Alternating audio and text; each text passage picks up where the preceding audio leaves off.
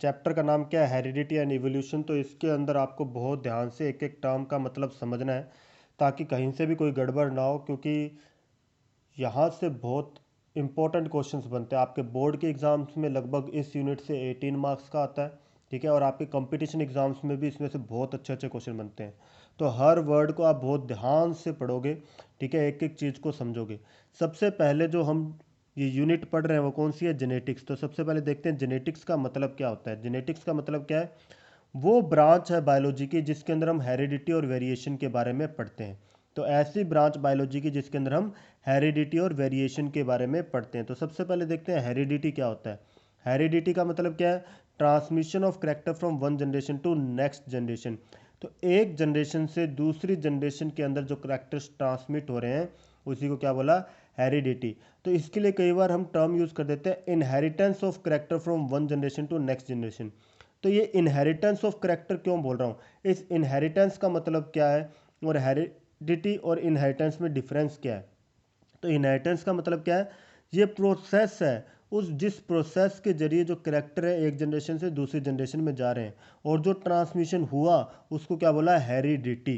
तो ध्यान रखना, प्रोसेस को क्या बोल रहे हैं, इनहेरिटेंस, ठीक है।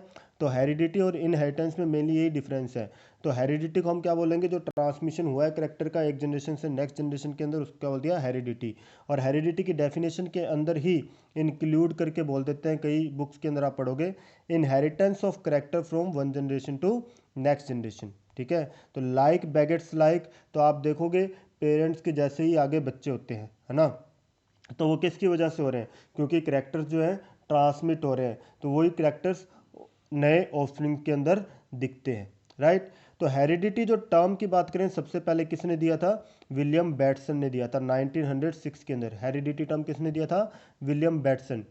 एक चीज़ हो रही, वेरिएशन। वेरिएशन क्या है, वेरिएशन वो कॉमन चेंजेस है जो आप लोगों के बीच में ऑब्जर्व होते हैं। तो ह्यूमंस के बीच में देखेंगे, हर ह्यूमन अलग अलग है, तो ह्यूमंस के बीच में जो डिफरेंस दिख रहे हैं तो वो किस वजह से दिख रहे हैं, वेरिएशन की वजह से दिख रहे हैं, ठीक है। आपने 10th क्लास के अंदर भी पढ़ा है इसके बारे में, हेरिडिटी और वेरिएशंस के बारे में।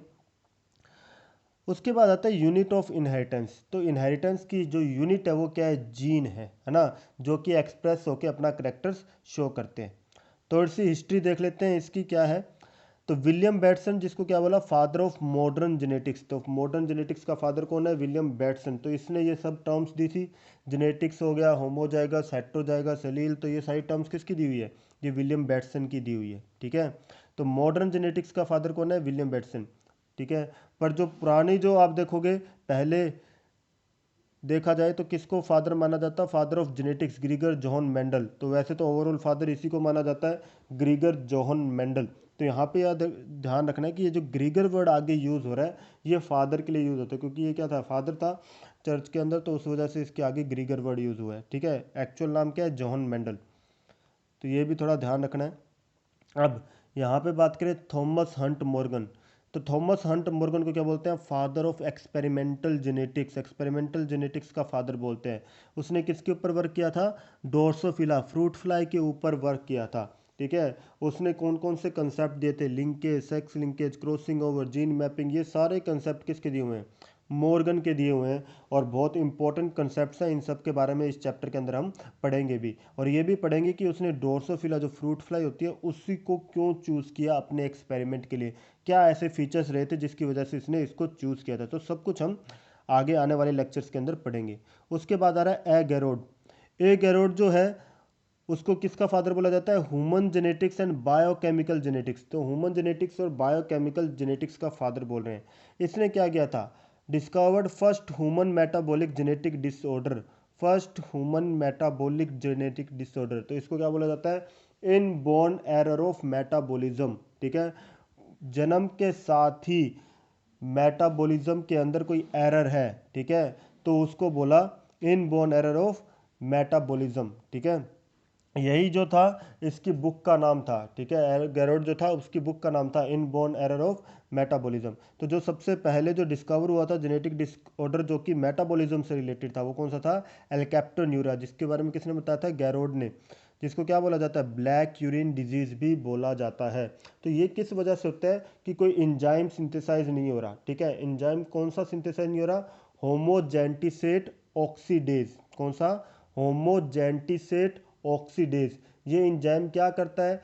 होमोजेंटिसिक एसिड का ब्रेकडाउन करता है। ठीक है, होमोजेंटिसिक एसिड का ब्रेकडाउन करता है। होमोजेंटिसिक एसिड का दूसरा नाम क्या होता है? एल्केप्टोन। ठीक है, तो वही जो है जिन लोगों को एल्केप्टोन्यूरिया हुआ है उसके यूरिन के अंदर ये एल्केप्टोन मिलते हैं। ठीक है, और ये एल्केप्टोन क्या करेंगे? जब इन्वायरमेंट में रिलीज होता है यूरिन, तो ये क्या करता है? इन्वायरमेंट के ऑक्सीजन के साथ रिएक्ट करके ब्लैक कलर का हो जाता है। ठीक है, तो ब्लैक पिगमेंट फॉर्म कर लेगा। तो इसलिए ये क्या है? एल्केप्टोन्यूरिया। किस वजह से हुआ? क्योंकि एंजाइम सिंथेसाइज नहीं हो रहा। ठीक है, किसने डिस्कवर किया था? गैरोड ने। ये ध्यान रखने वाली बात है। उसके बाद द फादर ऑफ जेनेटिक्स जिसको बोला जाता है, ग्रीगर जोहन मेंडल, तो उसके बारे में थोड़ा सा जान लेते हैं। तो इसको देखोगे, जो ग्रीगर जोहन मेंडल है उसका बर्थ कब हुआ था? 1822 के अंदर हुआ था, है ना। तो उसकी जो फैमिली थी बहुत पुअर थी। ठीक है, एग्रीकल्चर लेबर जो फैमिली होती है उनके अंदर हुआ था उसका बर्थ। तो देखोगे नेम क्या है? Johan Mendel. ठीक है, अब इसने बहुत बढ़िया कंट्रीब्यूट किया था जेनेटिक्स फील्ड के अंदर। क्या इसका कंट्रीब्यूशन था वो तो हम आगे पढ़ेंगे, उससे पहले उसने स्टडी क्या की थी। Was a brilliant student in school and studied philosophy for several years before joining Augustinian monastery of St. Thomas in Brno in 1843। तो उसको ज्वाइन करने से पहले स्कूल वगैरह के अंदर स्टडी करता था और फिलोसॉफी की भी उसने स्टडी की थी। He took the name Grieger and received support for his studies and research throughout his life. In 1849, he took up teaching appointment. Later, he joined University of Vienna from 1851 to 53 to study physics and botany and returned to Brno to teach physics and natural sciences. In 1856, Mendel performed his first set of hybridization experiment. तो जो इसने experiment किए थे वो कहाँ किए थे? जो इसकी मोनार्क थी, मोनार्क के बाहर ही एक गार्डन था, उस गार्डन के अंदर उसने पी प्लांट को लगाया और उसको उगाया। ठीक है, और इसने बहुत बढ़िया ऑब्जर्वेशन की और बहुत बढ़िया एक्सपेरिमेंट किया। उस टाइम पे तो लोगों को उतना नहीं पता लगा इसके एक्सपेरिमेंट के बारे में, पर इसके मरने के 16 साल बाद जरूर पता लगा। तो ये मरा कब था? 1884 के अंदर, और इसके मरने के 16 साल बाद इसके वर्क को रीडिस्कवर किया गया था। तो मेंडल का वर्क था क्या? Mendel conducted breeding experiment on P plant. ठीक है, गार्डन पी जिसको बोलते हैं। साइंटिफिक नेम क्या है? Pisum sativum. ये नाम याद रखना है, पाइसम सटाइवम। ठीक है, इन गार्डन ऑफ हिज मोनेस्ट्री, तो मोनेस्ट्री के बाहरी जो गार्डन था उसके अंदर। ही पब्लिश्ड हिज फाइंडिंग इन 1866। 1866 के अंदर उसने अपने फाइंडिंग्स को पब्लिश किया था। किसमें? Annual proceedings of the natural history society of Brunn. तो वहाँ पे उसके अंदर उसने पब्लिश किया था। Mendel's work remained hidden for 34 years. In 1900, Mendel's work was rediscovered by 3 scientists. तो उसको मरा कब था? 1884 के अंदर। उसके मरने के 16 साल बाद 1900 के अंदर उसका वर्क जो है रीडिस्कवर किया गया था। किन साइंटिस्ट के द्वारा? ये 3 साइंटिस्ट हैं जिन्होंने अपना इंडिपेंडेंटली वर्क किया था। तो तीनों के नाम आपको ध्यान रखने हैं। हुगो डी वरीज जो कि नीदरलैंड से था, कार्ल कॉर्न्स जो जर्मनी से, इनरिच वॉन टशरमैक जो ऑस्ट्रिया का है। तो इन तीनों ने इंडिविजुअली अपने अपने लेवल पे इंडिपेंडेंट अपना अपना काम किया था और मेंडल्स के फाइंडिंग्स जो है उसी को रीप्रूव किया था। ठीक है, रीडिस्कवर किया था। तो अब जो उन्होंने हाइब्रिडाइजेशन एक्सपेरिमेंट किए तो उसके बेस पे पता लगा कि मेंडल ने तो बहुत सही बात बोली थी। पर ऐसा क्या था जिस वजह से मेंडल का वर्क जो है 34 ईयर्स तक किसी को पता नहीं लगा या फिर उसको समझ नहीं पाया? तो क्या कारण रहे होंगे? तो कारण क्या है? Journal was limited circulation. तो जर्नल जो थी, जिस जर्नल के अंदर उसने छपवाया था वो बहुत ही लिमिटेड सर्कुलेशन था, क्योंकि लोकल थी और लोकल जो है वो ज़्यादा लोगों तक पहुंची नहीं, मतलब ज़्यादा साइंटिस्ट तक पहुंची नहीं। तो ज़्यादा जब साइंटिस्ट तक पहुंची नहीं, उन्होंने लोगों ने पढ़ी नहीं, तो उन तक बात उसकी पहुंची ही नहीं। लोकल लैंग्वेज में लोकल लोकल जर्नल है तो कहाँ से सभी तक पहुंचेगी? His work was ahead of his time. उसका वर्क जो था वो उसके उस टाइम से अहेड था। कैसे? क्योंकि वो देखोगे उसने मैथमेटिकल स्टैटिस्टिकल अप्रोच यूज़ की थी बायोलॉजी के अंदर, और उस टाइम के साइंटिस्ट जो थे उनके लिए समझना बहुत मुश्किल था कि कैसे वो देखेंगे कि यार बायोलॉजी के अंदर मैथमेटिक्स। आज के टाइम पे अगर मैं मैथमेटिक्स के क्वेश्चंस वगैरह बायोलॉजी के अंदर आ जाते हैं तो बच्चे कंफ्यूज हो जाते हैं, यार ये कहाँ से मैथ घुसा दी। मैथ्स से बचने के लिए तो बायो ली थी, है ना। तो वैसे ही उस टाइम के साइंटिस्ट के लिए बहुत ही मुश्किल था जो मैथ्स से रिलेटेड उसके कंसेप्ट्स आ जाए बायो के अंदर। तो उसने मैथमेटिकल और स्टैटिस्टिकल अप्रोच यूज़ की थी। तो उसके लिए भी बड़ा मुश्किल हो गया कि यार ये कहाँ से आ गए, तो साइंटिस्ट के लिए बड़ा कंफ्यूजिंग होता था। तो वो समझ ही नहीं पाए एक्चुअली में वो बोलना क्या चाह रहा है। मोर इन्फ्लुएंस ऑफ डार्विन थ्योरी, तो उस टाइम पे डार्विन की थ्योरी भी आई थी, तो लोग ज़्यादा डार्विन की तरफ अट्रैक्टेड थे, उससे ज़्यादा इन्फ्लुएंस थे। ठीक है, क्योंकि डार्विन जो बोल देता था उसको सच माना जाता था उस टाइम पे, तो सारे के सारों का ध्यान डार्विन की तरफ चला गया, इसकी तरफ ध्यान नहीं गया। इसके अलावा एक और पॉइंट आप लिख सकते हो इसके अंदर, क्या कि जीन का एग्जिस्टेंस उस टाइम पे, क्योंकि क्रोमोसोम्स वगैरह डीएनए वगैरह तो डिस्कवर हुए नहीं थे, तो जीन्स एक्चुअली में एग्जिस्ट करते हैं या नहीं करते किसी को पता ही नहीं था। क्योंकि मेंडल ने तो क्या बोल दिया था, कुछ फैक्टर्स होते हैं, अब वो फैक्टर क्या चीज़ है, वो एक्चुअली में एग्जिस्ट करता भी है या नहीं कर पाता, तो वो सिर्फ हाइपोथेटिकल था, उसका कोई प्रूफ नहीं था मेंडल के पास। ठीक है, तो उस वजह से भी ज़्यादा तक ने इसके ऊपर विश्वास नहीं किया था। ठीक है, अगर बात किया जाए why Mendel choose pea plant for his experiment, तो मेंडल ने पी प्लांट ही क्यों चूज किया भाई, कोई भी प्लांट चूज कर लेता, पी प्लांट में ऐसा क्या था कि उसने पी प्लांट चूज कर लिया। तो यहाँ पे बहुत बढ़िया पॉइंट्स दे रखे हैं। सबसे पहले अगर बात करें कॉन्ट्रास्टिंग ट्रेड्स की, कॉन्ट्रास्टिंग ट्रेड्स कौन से होते हैं, जो एक इजीली रिकॉग्नाइजेबल ट्रेड्स होते हैं, जो दो ट्रेड्स के बीच में डिफरेंस कर सकते हैं। जैसे अगर प्लांट की हाइट की बात करें, हाइट एक करेक्टर है, उसके अंदर देखोगे एक प्लांट बड़ा है दूसरा छोटा है, तो इजीली देख के पता लग जाएगा एक बड़ा एक छोटा, तो इजीली डिस्टिंग्विशेबल है, तो इसको क्या बोल देंगे, कॉन्ट्रास्टिंग ट्रेड्स बोल देंगे। इसी तरीके से फ्लावर की पोजीशन है कि एक्सियल है या टर्मिनल है, तो उससे पता लग जाएगा। टर्मिनल मतलब एकदम एंड के ऊपर होगी, तो ब्रांच की जो एंड होगी उसके ऊपर प्रेजेंट है, और एक्सियल मतलब इस तरीके से एक्सिल के अंदर यहाँ पे इस लोकेशन के ऊपर होगी, तो ये क्या है, एक्सिल पोजीशन है, तो एक्सिल के ऊपर प्रेजेंट है, तो हम कह देंगे फ्लावर की पोजीशन एक्सियल हो गई।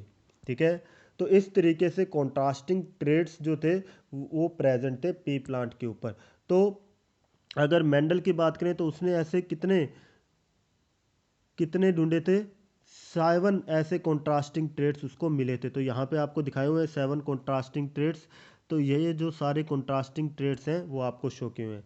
तो इसके अंदर देखोगे कौन कौन से आ गए, तो कौन कौन से आ गए, सबसे पहले देखो सीड शेप, कौन सा है, सीड शेप, ये तो वो कैसी है, राउंड है रिंकल्ड है, तो राउंड वाला डोमिनेंट होता है, रिंकल्ड वाला रिसेसिव है। तो ये आपको सारे याद होने चाहिए करेक्टर्स। तो अगर आपको ये करेक्टर्स याद नहीं होते तो याद करिए कैसे, देखो सिंपल सी चीज़ होती है, इसको याद करना कैसे है। जब भी आप कोई प्लांट को देखोगे, मैंने एक प्लांट को देखा, सपोज करो मैंने ये प्लांट को देखा, प्लांट को देख के सबसे पहली चीज़ क्या दिखेगी कि यार वो बड़ा है या छोटा है। ठीक है, ये प्लांट तो बहुत छोटा सा है या फिर ये बहुत बड़ा है, तो इसका मतलब क्या है, पहला करेक्टर क्या आ गया, हाइट का। तो आप सबसे पहले प्लांट को देखते क्या देखते हो, हाइट देखते हो कि वो बड़ा है या छोटा। तो पहला करेक्टर मेंडल ने कौन सा चूज़ किया, हाइट का। उसके बाद आप उससे किस चीज़ से इन्फ्लुएंस होते हैं, फ्लावर, फ्लावर, फ्लावर का कलर कैसा होता है, हम देखते हैं यार प्लांट है यार बहुत सुंदर है, इसके ऊपर बहुत बढ़िया बढ़िया फ्लावर लगे हुए हैं, तो फ्लावर कैसा होगा।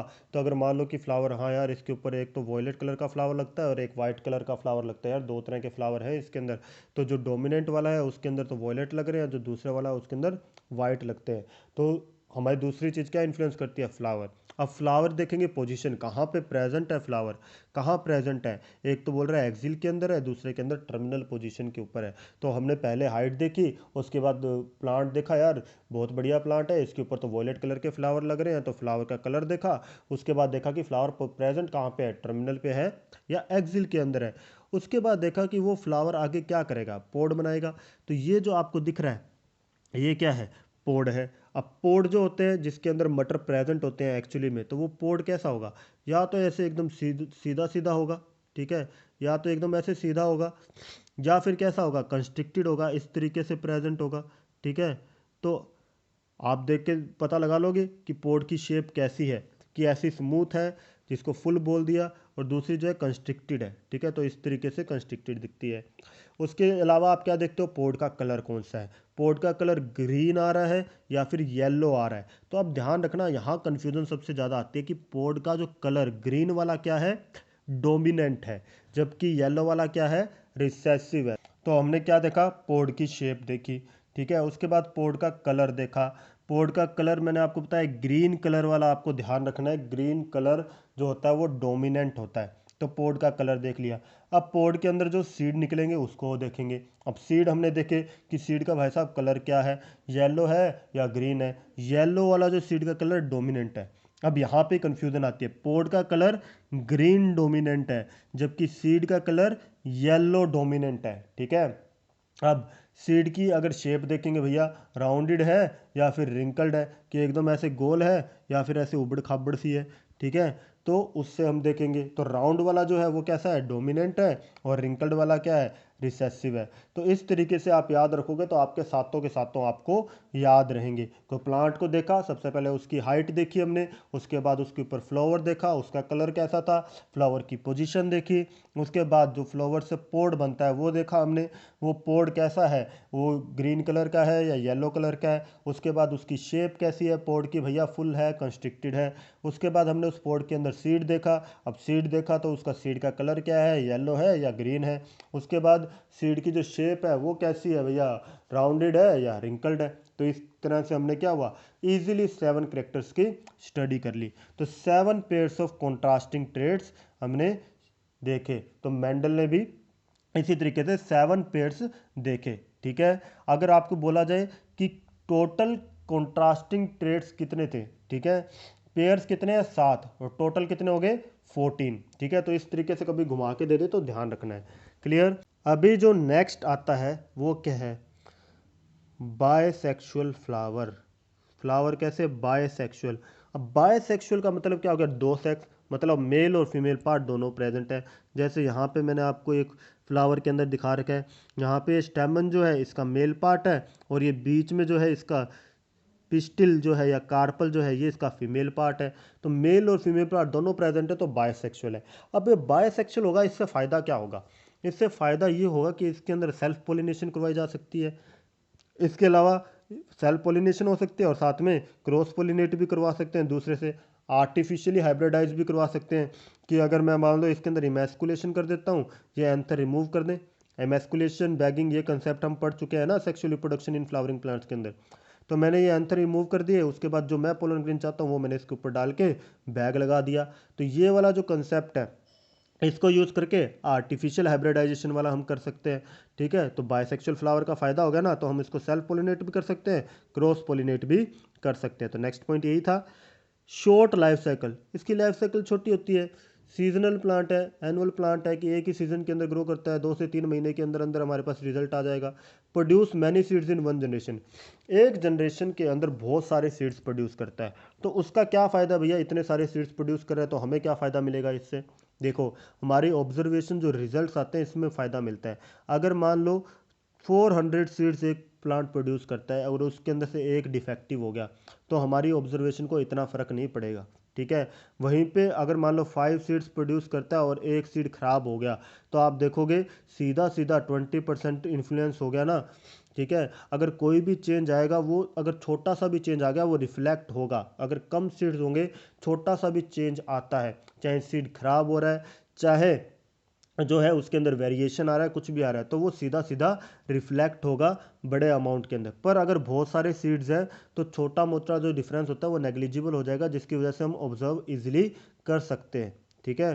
तो हमारे पास बहुत सारे सीड्स इसके अंदर मिलेंगे और इजी टू हैंडल, और उसको ज़्यादा केयर करने की ज़रूरत नहीं पड़ती। पी प्लांट बहुत इजीली ग्रो कर जाता है, मैंने भी घर में उगा के देखा हुआ है, आप भी उगा के देख सकते हो। ठीक है। सिंपल आपको वही करना है कि मटर के दाने लो और उसको लगा दो। ठीक है। पानी वगैरह 1-2 बार दे देना उसको, तो वो इजीली ग्रो करते हैं। मैंने खुद ने करके देखे थे, और उसके ऊपर वॉयलेट कलर के, मैंने जो प्लांट उगाया था वो ड्वार्फ निकला था और उसके ऊपर वॉयलेट कलर के फ्लावर लगे थे। तो इस तरीके से आप भी ट्राई कर सकते हो यार। और उसके ऊपर एक पोड भी बना था, अब देखो बायोसेक्सुअल था तो उसके अंदर सेल्फ फर्टिलाइजेशन हुआ होगा, तो एक फ्लावर लगा था, उसके ऊपर एक पोड भी बना था। ठीक है। उसके बाद वो पौधा ख़त्म हो गया। तो पर आप खुद भी ऐसे ट्राई कर सकते हो, आप खुद भी ऐसे प्लांट लगा के देखो कि एक्चुअली में क्या ग्रो करता है या नहीं करता। तो इससे आपकी प्रैक्टिकल और ऑब्जर्वेशन स्किल्स भी बढ़ेगी। ठीक है। उसके बाद जो आता है कि मेंडल की एक्सपेरिमेंटल टेक्निक क्या थी, मेंडल ने किस तरीके से अपना एक्सपेरिमेंट किया। तो मेंडल ने अपना एक्सपेरिमेंट किया किस तरीके से था, तो उसको देखते हैं। तो सबसे पहले उसने क्या किया, selection of pure parents, pure parents को सिलेक्ट किया। प्योर पेरेंट्स को सिलेक्ट कैसे किया, उसने क्या किया, कोई भी प्लांट ले लिया, जैसे मान लो टाल प्लांट ले लिया। अब टोल प्लांट को उसने क्या किया, सेल्फ पोलिनेशन करवाया।